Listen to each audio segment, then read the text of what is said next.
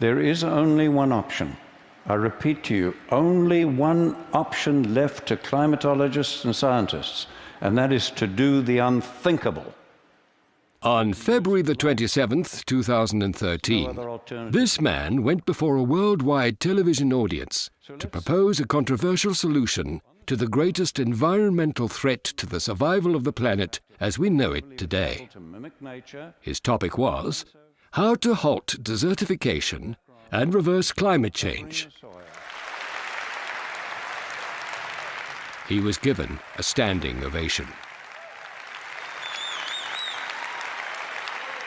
His name is Savory, and he'd waited a long time for this moment.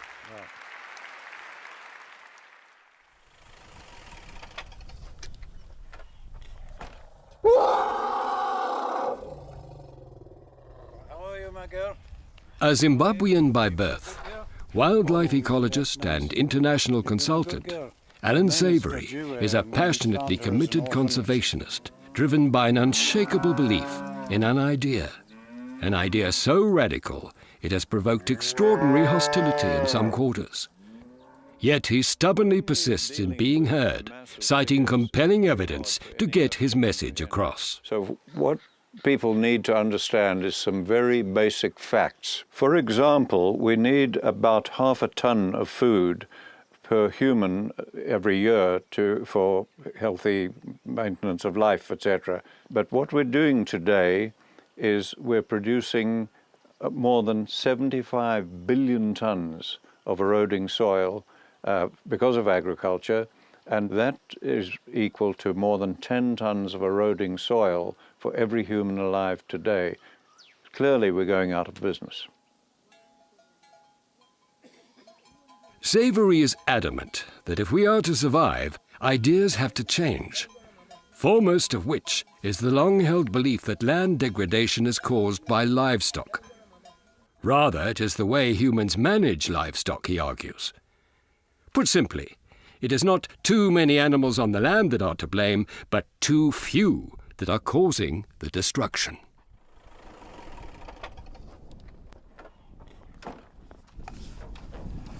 Well, this is typical of what we tragically have here, just miles of country like this.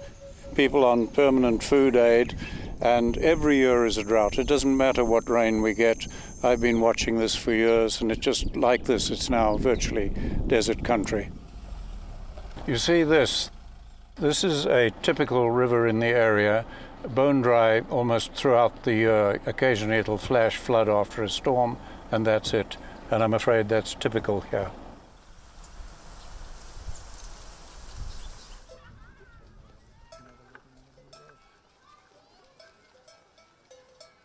Typical now of a few cattle wandering past, and we're 10 past 12 in the day. They're not out grazing, they're just wandering around the land. They're not with any herder, and this is what's destroying the land, just too few animals wandering around. But the problem is not limited to Africa, Savory says. 2/3 of the world's land is in fact desertifying. So what is desertification? Desertification is just a fancy word for land drying up and turning to desert ultimately, and this is a good spot to illustrate it. It happens because of our practices that make the rainfall that we receive less effective. And you see it here where soil is exposed. Any rain soaking into the soil will just evaporate out of it again, because this is hot. It's hot even to touch now. And when high rainfall falls, it runs off, and you can actually see the runoff and the layer of litter that is swept off that as water runs. And the saying that people have that droughts cause the bare ground is nonsense. It's the bare ground that causes the droughts.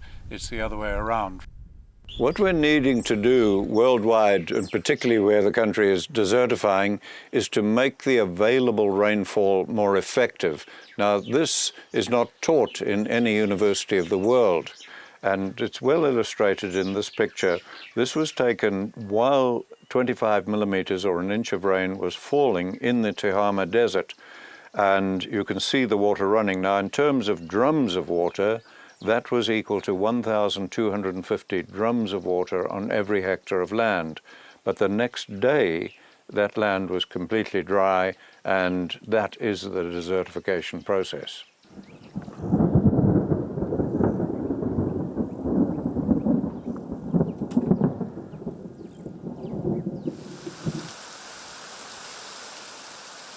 In Zimbabwe, it's the tail end of a poor rainy season on this ranch 30 kilometers south of the Victoria Falls. Called Dimbangombe, it's been Savory's home for many years. And while he's seen enough bad wet seasons to have learned to accept nature on its own terms, he no longer believes he's a helpless victim to vagaries in the weather. So really the aim of what we're doing is trying to make the available rainfall more effective. We're out in the rain right now, and you can see it. Where the soil is bare, this water is flowing, and it's depositing silt or carrying silt, depositing it down there. Where the grassland is, where we've got grass plants growing and some litter, there's absolutely no water flowing. This is all just soaking in, and that's what we've got to get. And then that water should only leave the soil through growing plants or underground flow in the water to aquifers and in the soil to aquifers and the river. How he solved the problem of providing that necessary ground cover, we shall see later in the programme. For now, he has a problem with the grasses grown in this paddock. He doesn't have enough cattle to graze it, and if it is not grazed in the next few months, the grass must decay biologically before the new growing season. Because if it doesn't, this grassland and its soil will begin to die. Here's a good spot to show you why we have to get more animals and are desperate to get the money and buy the cattle that we need. Because here you have grass that we did not graze last year, and it just kills itself. It's changed to oxidation. You see the different color. That is gradual chemical breakdown, not rapid biological breakdown, and the plants just kill themselves. The traditional response has been to use fire. However, that creates an arguably even greater problem. Burning 1 hectare of grassland gives off more and more damaging pollutants than 6,000 cars. And we are burning in Africa every single year more than 1 billion hectares of grasslands, and almost nobody is talking about it. What are we going to do? There is only one option. I repeat to you, only one option left to climatologists and scientists, and that is to do the unthinkable and to use livestock, bunched and moving, as a proxy for former herds and predators and mimic nature. Savory calls it holistic management and planned grazing. And it works like this. Cattle, sheep and goats are massed into large herds, and because they dung and urinate over their own food source, the animals have to keep moving, which prevents overgrazing. More importantly, however, the impact of their hooves breaks up hard ground, allowing air and water to penetrate the soil. The trampling of old grass provides cover from the drying effects of the sun and the wind, and the animals' dung and urine enrich the soil. Because the cattle are the main tool using their hooves, etc., to grow the grass, they graze everywhere on the ranch. So as you look up on these rocky hills, you'll see all of that is fresh grass of the season, and that's because the cattle are grazed right over the hills and everywhere. There's no area where we don't use the cattle at some time in the year. But, Savory emphasizes, without a carefully structured grazing program, holistic management simply will not work. The whole secret of the success here isn't just using the animals as a tool. People think that all you have to do is to bunch the animals and move them, but people have done that for thousands of years and created the deserts. That doesn't work. The secret to this is a planning process whereby we divide the land up into divisions. Then the people doing the planning follow a set of steps where they focus on one at a time, and they bring the information onto a chart, and it has to be put on a chart. And they plot the months that they're planning across the top of the chart. They put the paddocks down here. Then in another step they put the ratings, and they fill in here all the wildlife, calving periods, other factors that have to be borne in mind on the land. And when the chart is all prepared, finally they plot the movements of the animals, and it's plotted where they'll go. Here is the main management herd of cattle, about 500, plus there are sheep and goats as well, and they're grazing in this block of land following the plan. And right now the herders are moving them down towards water, and they'll drink at this midday period, lie up for a couple of hours, and then the herders will move them out again and continue the grazing in this block that's planned to be grazed at the moment. Okay, I love this because the cattle herd has done everything we want. They've flattened grass, laid litter, scalloped the soil so that the water, carbon, everything is getting into the soil now. This will rebound immediately. We've used nothing but solar energy, and we can do this day after day after day on different parts of the land, creating the wildlife habitat we need and healing the land.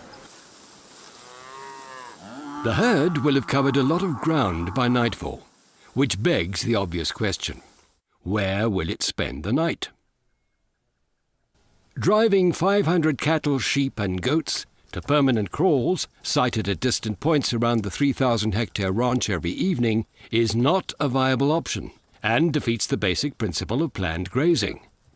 Savory's solution is to have the herders drive the animals into temporary enclosures called predator-friendly crawls.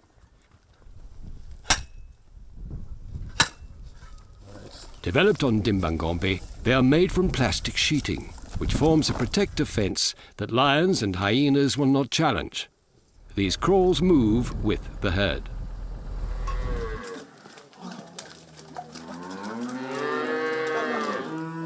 While the primary purpose of the crawl is to provide secure overnight shelter for the herd, concentrating a large number of hooved animals in such a confined space for a week provides a graphic demonstration of their impact on open grassland.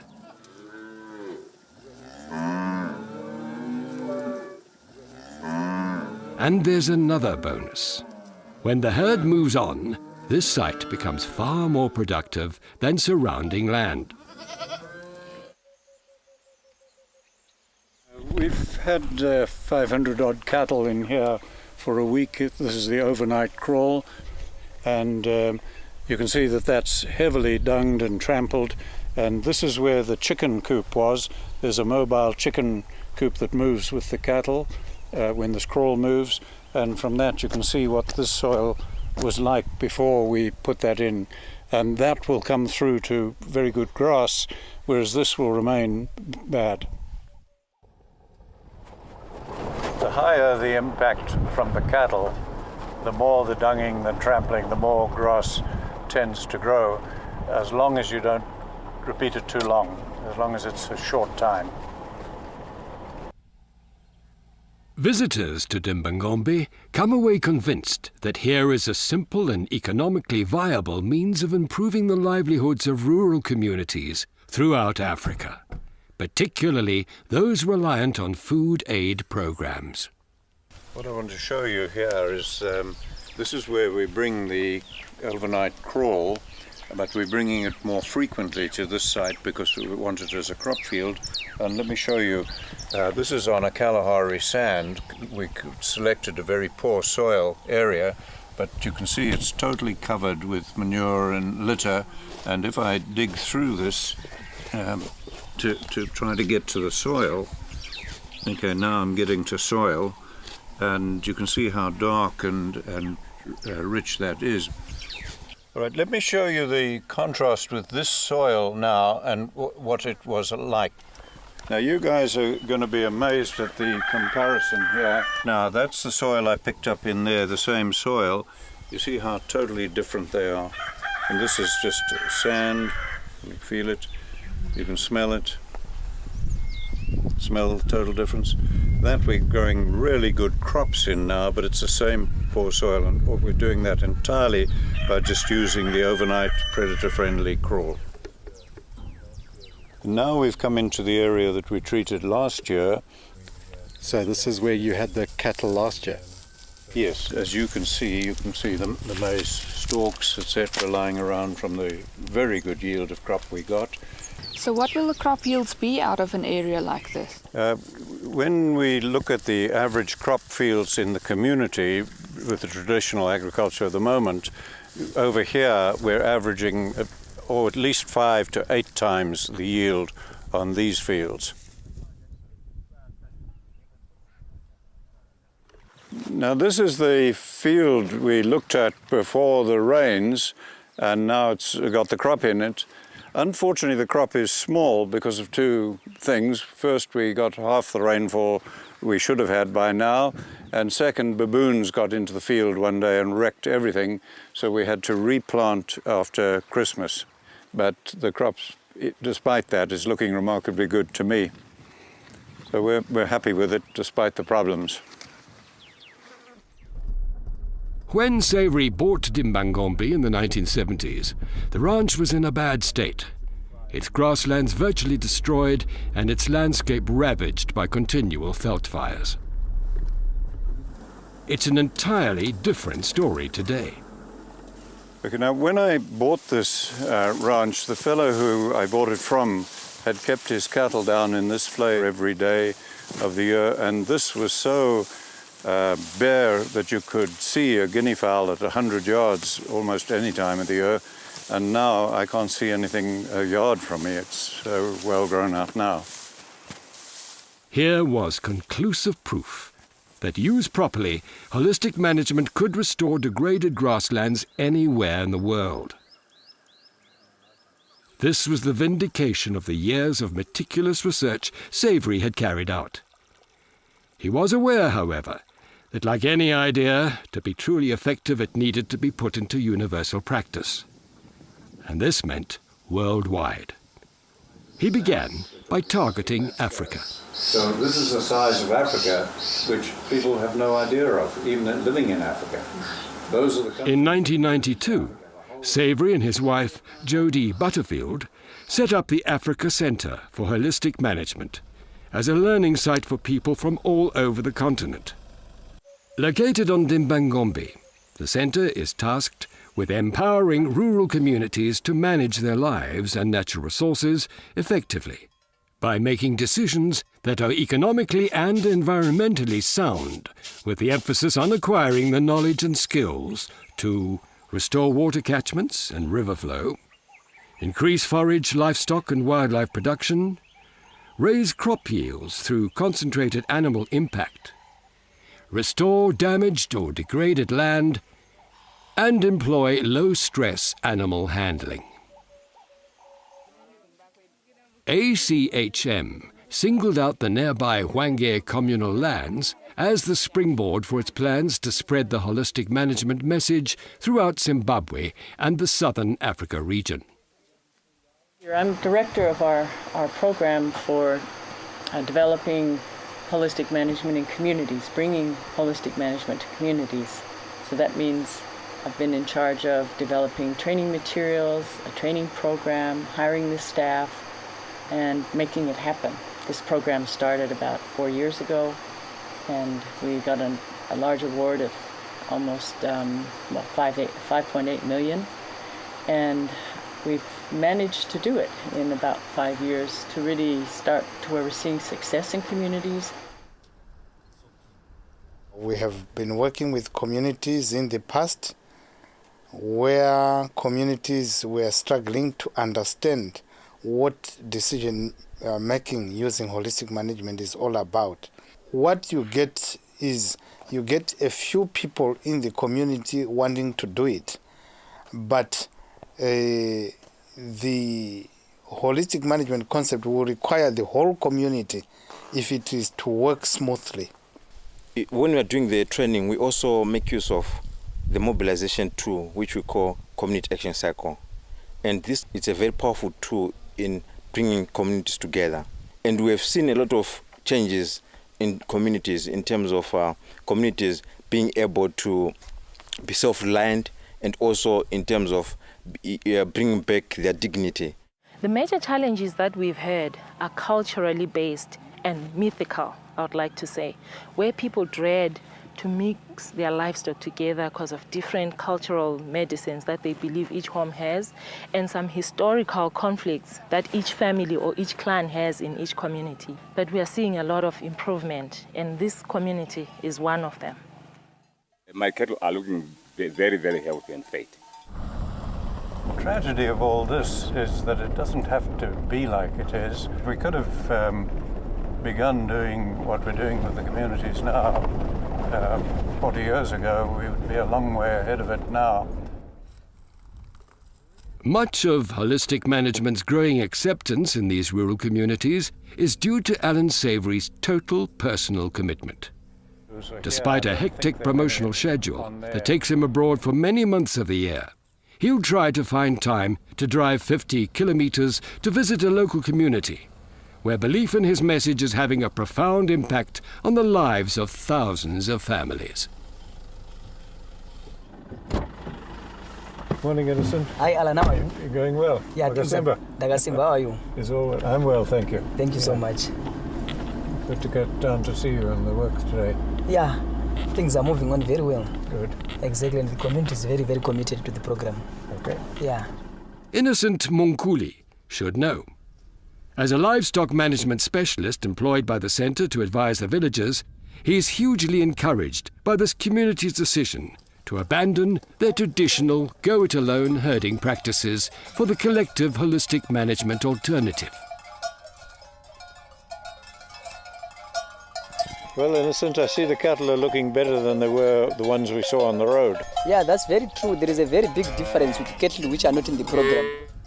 Having demonstrated very clearly on the ranch back at our headquarters what can be done, we're now extending that into this greater community of about 150,000 people, but starting with some of the smaller communities. And this is one of the starting programs where, having provided water for the cattle, it is also providing water for the gardens.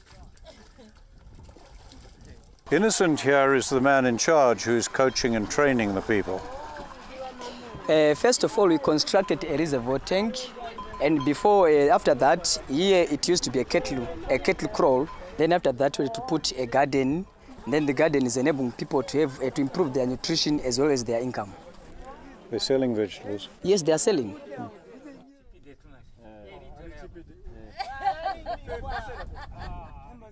Philip, what can you tell me from your plan now is happening? Now we are on paddock number 5 of the Kegung. And then from where do they go? What does the plan show? They are going to the plan. Then from paddock 5 we'll be going to paddock 6. So paddock 6 is down here. Yeah. This is paddock 6. And then from there? Then from paddock 6, then we'll be going to paddock 7. That is 7. This is the area where we'll be.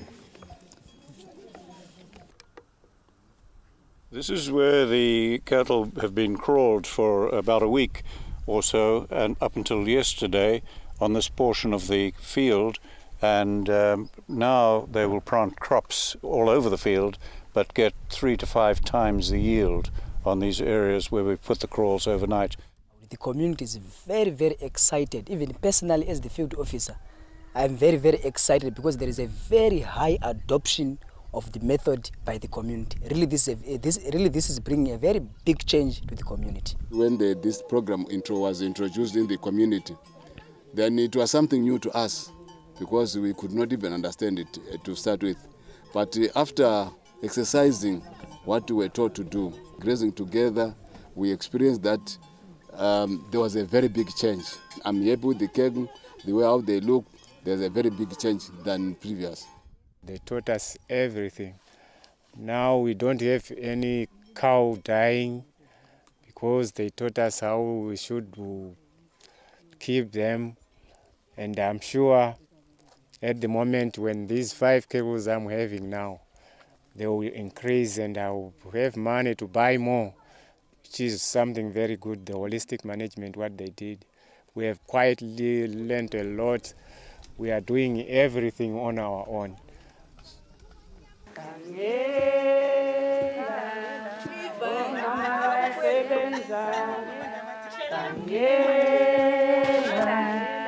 Oh mama bayasebenza, oh mama bayasebenza, oh mama bayasebenza, oh mama bayasebenza, oh mama bayasebenza, oh mama bayasebenza, oh mama bayasebenza, khangela, oh mama bayasebenza.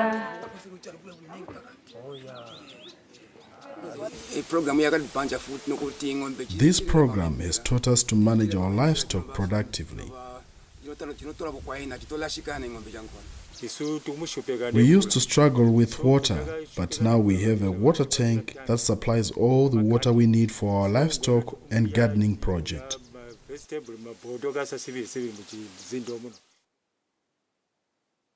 Okay,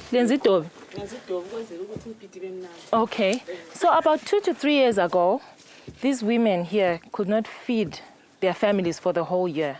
They could only do it for 3 to 4 months in a year, but now we have food all year round. The present government of Zimbabwe has seen the results of what we're doing up here and become very supportive. They've formed a permanent committee of heads of ministries to try and spread the knowledge around the country. And what we are going to be doing shortly is recommending that in all schools we begin with the kids very young and giving them the basic environmental literacy and understanding of why livestock, too few livestock, destroy the people's lives, water, etc., and how we can rectify all of this by running many more animals, but properly managed.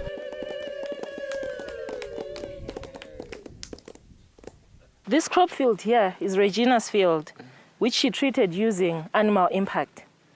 And if you can just take this, a look at this one. Today is the 6th of March. This was planted on the 14th of January. And look at the crop right on the other side, which is much older, but still looks very unhealthy. And this is the same lady who fed all of us today.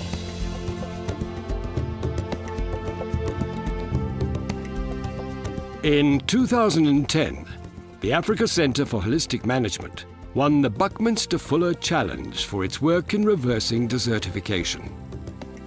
In that same year, Alan and Jody, with other partners, founded the Savory Institute in Boulder, Colorado, to promote large-scale restoration of the world's grasslands.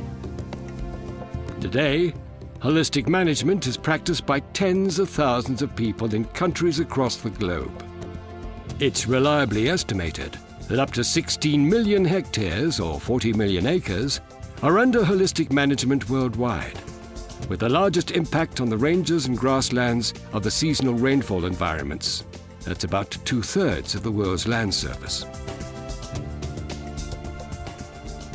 It's a powerful endorsement of the seeds of an idea that grew out of the African bush half a century ago and still has its roots there. What we're doing here is a small part of our global operations.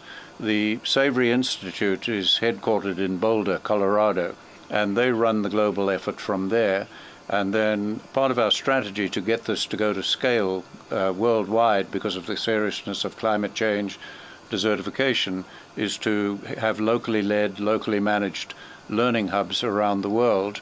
And this was the first of the hubs on which we're modeling others from 10 different countries: Mexico, Chile, Argentina, Turkey, the UK, Ireland, United States, etc. So there are many countries getting involved.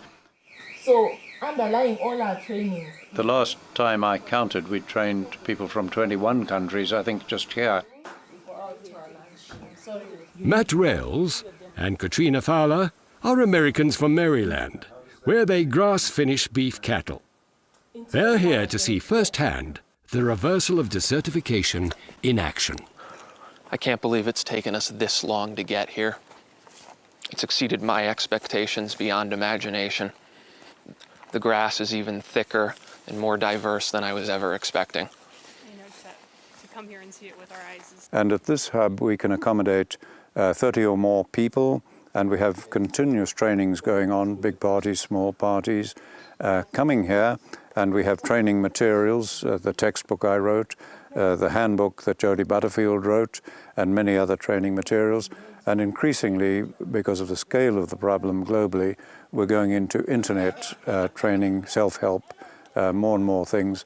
And we are aiming to establish 100 learning hubs around the world where people are learning, teaching each other in their own language, own culture, self-led virtually, managed locally, formed locally. And so it's a strategic move we're taking on a global scale now. I'm going to take what I've learned from here back to the United States and do the best I can to get as many animals managed holistically under planned grazing as we can, and try to scale this kind of management as great as we can. Sally Nicol is a South African business owner from Johannesburg. 2 months ago, I had no interest in climate change, and I discovered managing holistically, and it has completely changed my life. It's completely changed the way I think about the environment and about what is possible and about how we are connected to the land. And yesterday I met a woman who had used her livestock and her neighbour's livestock. She put 15 animals together and impacted her crop field. She then got borrowed seed from her neighbours, and she has grown without fertiliser the most healthy crop of corn or mealies that I saw in that entire area. I'd never seen anything like it. So this is one of the most remarkable women in this community. She lost her husband in 2011, left her with 8 kids. Now, she lost one last year. She has 7 to take care of. The program has helped her feed her family. It has helped her take care of her cattle. It has helped her even have enough food for the whole year.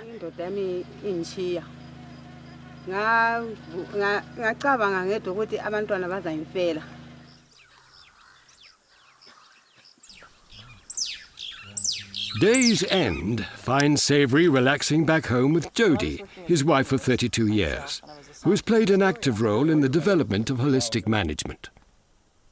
I was born just south of here in Bulawayo and grew up in the country. My home was a 45,000-acre ranch about 25 miles down that way, and my kids were brought up there. My father, I buried his remains in the river, and my sister and my eldest son here are buried here, and my youngest son. So it's very much just home to me. And this is the way I like to live here amongst the game. I don't actually like living in a house at all. We have another home in New Mexico when we're out and live there, and we tend to jokingly say that's Jodie's home and this is mine. I love it. No, I do love it. And all my life I've been a person who likes to live out of doors. I grew up hunting, fishing, doing all those things with my dad, and I've just loved this. It's just, it's heaven.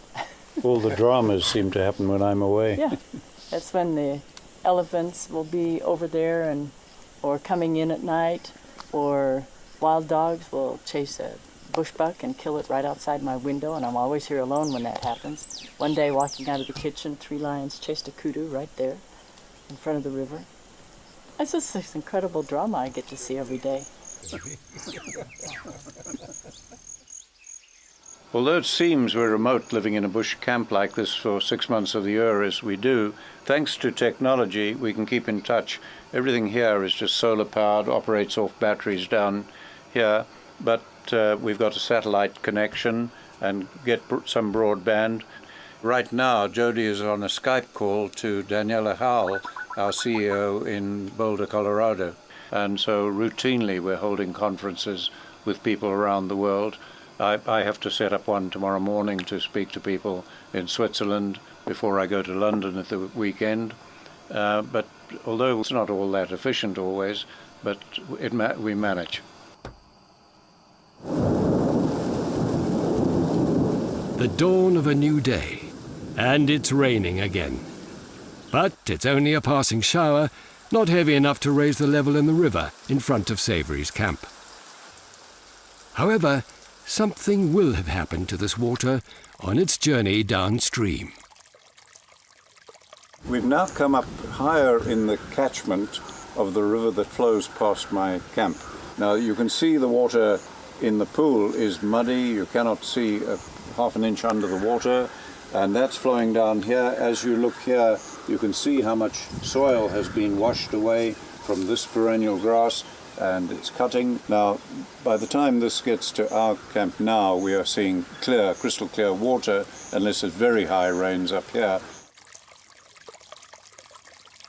What's amazing to me here is because we've made the rainfall more effective, soaking into the soil, less surface flow, so that the soil really absorbs the rain, is that this remained clear after we'd had 50 millimeters or 2 inches of rain 2 days ago, only a kilometer above this. Now, had we come here a few years ago, that simply would not have been possible. This would have flowed far more strongly, muddy water, and then settled over the next day or two. This time it remained clear right throughout and hardly rose at all. Now we've joined a river of about the same size coming off the neighboring land, national parks, hunting lands, and you can see where the floodwater has reached this year. And the vehicle, in fact, would be underwater where we are, and we are 50 meters from the river. And all of these millions and millions of gallons of water that rush down here should have soaked into the land to keep rivers flowing, aquifers, etc. It won't. That river will go dry this year. This pool on the Diangombe River has never gone dry, though it is the driest it has been in 15 years. It won't rain for another 3 months, and as this is the only surface water in the area, Savory is preserving it for the hundreds of elephants and buffalo that water here, and making other arrangements for the domestic livestock. While Dimbangombe was primarily concerned with regenerating the land and wildlife, Savory found that this could not be achieved without using cattle as the main tool of wildlife and land regeneration. Today, this 3,000-hectare property is also home to a large population of wildlife, fully integrated with the livestock through the grazing planning. What I want you to see now is where we're preserving bare ground for the wildlife. Otherwise, we'll begin to lose some of the wildlife, and here you see it. Wildlife and this whole project are a critical part of it, not just because of my passion, but because it takes funds to run this sort of operation, and we've been completely unable to get any support or financial support from environmentalists or environmental organizations. And the bulk of the funding that supports us and has done all this work has come from the hunting. So we are safari hunting at the same time, and that literally has been what has supported most of this work.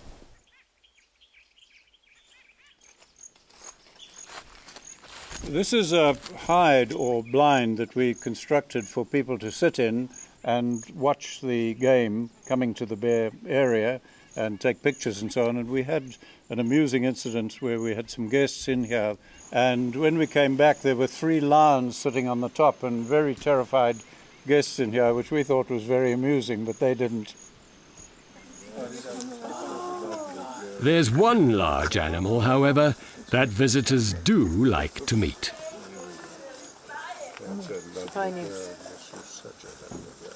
You want some for me too? Scratch your tongue. Okay. Her name is Dojiwe, and we found her as an orphan. She's about 15 years old now, and she's very, very gentle, very sweet. We have people with her all day and with her close to her at night, because she's still at a size where the lions could kill her.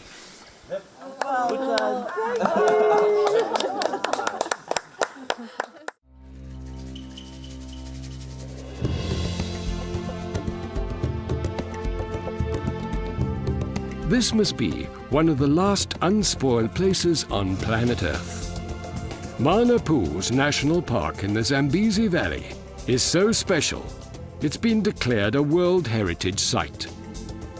The surreal light filtering through the trees of the forest creates a distinctive cathedral-like atmosphere, for which the park is renowned. One of the most prolific of those trees, the Faidherbia albida, is in danger of dying out. Nobody knows why. Yet, they are growing in Alan Savory's maize garden. For all my life almost, they have not been regenerating at all, and people say it's because we've built dams and we're not getting the flooding. Well, here we are far from alluvial soils. We're on a Kalahari soil, and this is a Faidherbia albida that has established with the cattle grazing that we're doing and is now freely growing, showing that it was nothing to do with flooding or any of the things we were saying. And again, I think it's the build-up of the soil structure that is affecting this. Savory is so convinced that managing holistically applies to all environments that he's embarked on a project to see whether he can save the teak trees in a nearby national forest. So this site that I'm photographing for our record now is we're the first site that we've put the cattle crawl overnight, where we hold them on the sand, on the Kalahari sand, much like we've done all over the ranch, but this being the first on the sand to see what happens, because these Kalahari sand forests are in bad trouble without the teak trees regenerating, and we want to see if by using the animals we can get the teak trees regenerating as we are getting with some other species. Many years ago, this superficially would have looked good on the hills in the growing season, but down in the valley there was heavy overgrazing, a lot of bare ground, and now you can only see bare patches right at the water points we've provided for wildlife, and we're getting buffalo and sable and elephants and everything coming here, and you can sit from this point and see them. Every bit of this has been made possible by the cattle used as a tool.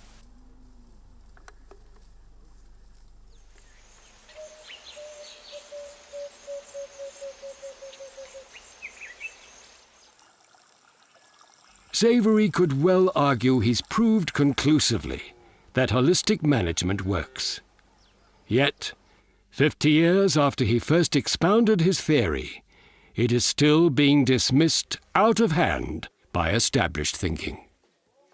What is very disappointing is, although this textbook has been out for over 20 years, we're writing the third edition now. There's a Spanish edition, and it was sent out like all textbooks are for review to all sorts of organizations, and environmental organizations, universities, etc. wouldn't even review it.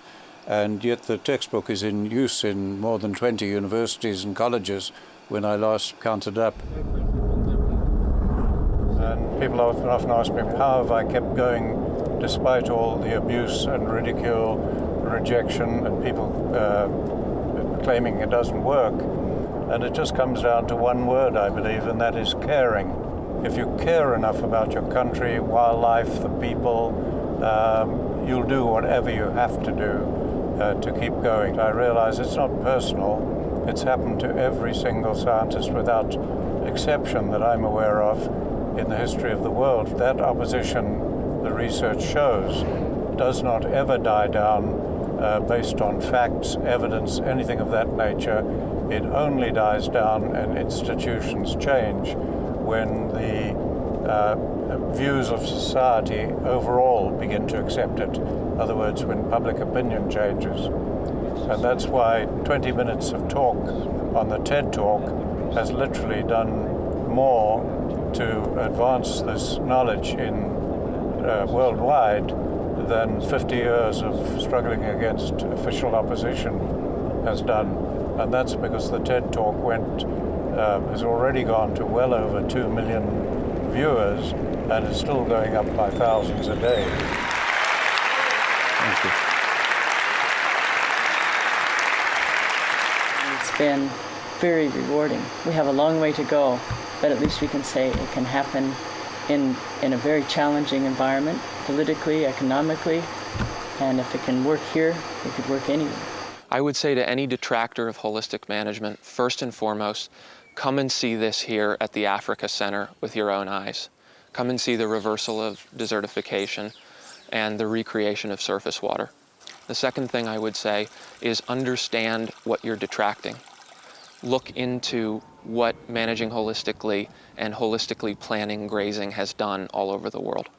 Of all the communities where I've worked over the past 30 years or so, and that includes Asia, Latin America, Africa, many countries, this is the program that I think is the most sustainable of all of them, because it really touches to the core of people's livelihoods, people's social existence. It brings together so many of those pieces that many other programs don't. It's common knowledge today that biodiversity loss, climate change, loss of soil, poverty, violence rising, all these things are threatening civilization as we know it. Now, while it might have been argued 30 years ago, today I don't believe any scientist would argue that management needs to be holistic, embracing all science, all sorts of knowledge, but if we're to have a hope, it has to be done now.